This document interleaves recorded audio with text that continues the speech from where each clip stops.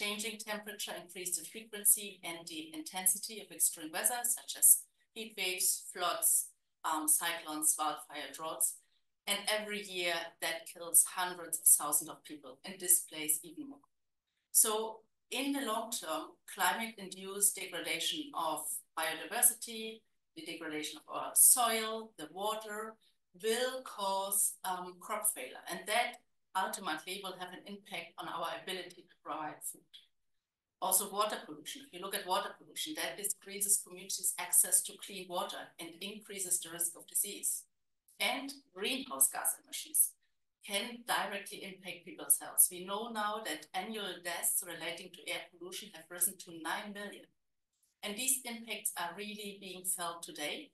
But as the climate crisis continues, they will likely to become worse and even more frequent. And allow me to highlight here also another aspect. I mean, while every human being is impacted by climate change, there are existing inequalities amongst and within countries that also leads to a disproportionate impact on vulnerable countries and communities. So if you look at the global level among countries, the developing countries, which tend to emit the least greenhouse gas emissions, are also the least prepared for the impact of climate change. And then if you look at national level, within a country, there are marginalized communities that can be even further pushed aside or impacted by climate change. So poorer communities may not have the means to rebuild after a drought, a flood, or something like that, or to relocate. And vulnerable communities that rely on natural resources may be impacted even further when those resources are diminishing. So the important thing here is climate change goes beyond borders, and it's a problem that affects all countries and cannot be tackled by a single nation. So this is why the global community has focused on creating a multilateral environmental framework focused on fostering cooperation, collective action, and consensus building. So this multilateral process is designed to enhance transparency, accountability, and foster trust between nations, because the only solution to climate change really is that the international community comes together and strengthens its efforts to reduce greenhouse gas emissions and adapt to the climate crisis. And for the UNFCCC secretariat, this is at the heart of our work, and we support countries in their multilateral efforts for a better path forward for the people and for the earth.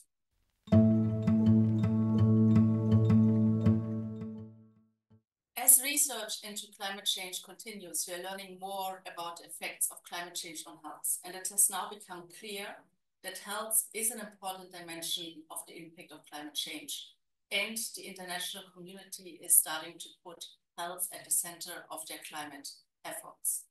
So the increased recognition of the relationship between climate change and health was seen, for example, at the recent COP28 in Dubai. This COP, the COP28, has been the most health-focused COP so far, so the most health-focused climate change conference so far. We've seen many health officials and organizations present in Dubai, and it was also the first time that health ministers participated in the proceedings. And very important also, COP28 had the first health day to discuss and talk about health within the climate response. This health focus then led to the adoption of a declaration on climate and health in Dubai. And that declaration is about accelerating the development of climate resilient, sustainable, and equitable health system. It was proposed by the UEA presidency and was now endorsed, or is by now endorsed, by 142 countries. And as such, it is a first where governments collectively acknowledge the health impacts of climate change on communities and nations. The UNFCCC process itself has launched a number of initiatives focused on supporting the climate response through capacity building, innovation, education, research, and of course, what we do in the process through negotiation. Through the robust infrastructure of the convention, the Kyoto Protocol, and the Paris Agreement, the global community is able to tackle the issue of climate change and also its impacts on health. The Human Rights Council and the General Assembly have both adopted resolutions in 2021 and 2022 enshrining the right to a healthy environment as a human right. So that's a big step forward.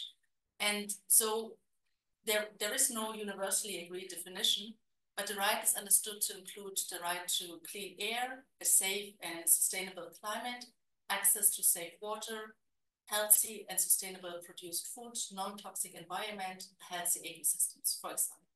But it also includes, and I think that's important to note here, it also includes procedural rights, such as access to information, the right to participate in decision-making, and access to climate justice. And so the General Assembly resolution also recognizes that climate change impacts directly on human rights obligations, such as the right to life, security, and of course, healthy environment. So to protect human rights, there needs to be a more robust effort to respond to the climate crisis with rights and health at the center. Countries will be called to further strengthen human rights and environmental efforts in their own national legislation and policies. And so the General Assembly resolution is not binding. It is a key step in the increased international recognition of the right to a healthy environment. What we have seen in the past, historically, so international recognition of rights has usually led to a trickle-down effect into national legislation and constitutional national law. So this happened, for example, in 2010, when the right to clean water was recognized as a human right by the General Assembly, and subsequently then also was enshrined and adopted into several national legislations. And so I think the General Assembly resolution on the right to a healthy environment and the COP28 declaration on climate and health are likely to lead to an increased recognition and implementation of the right to a healthy environment in national legislation. Sure, that people have indeed access to climate decision-making and justice. They also must have access to information, education, and the courts. And impacted communities must be able to voice their experiences and participate in the creation and correction of policies impacting the environment.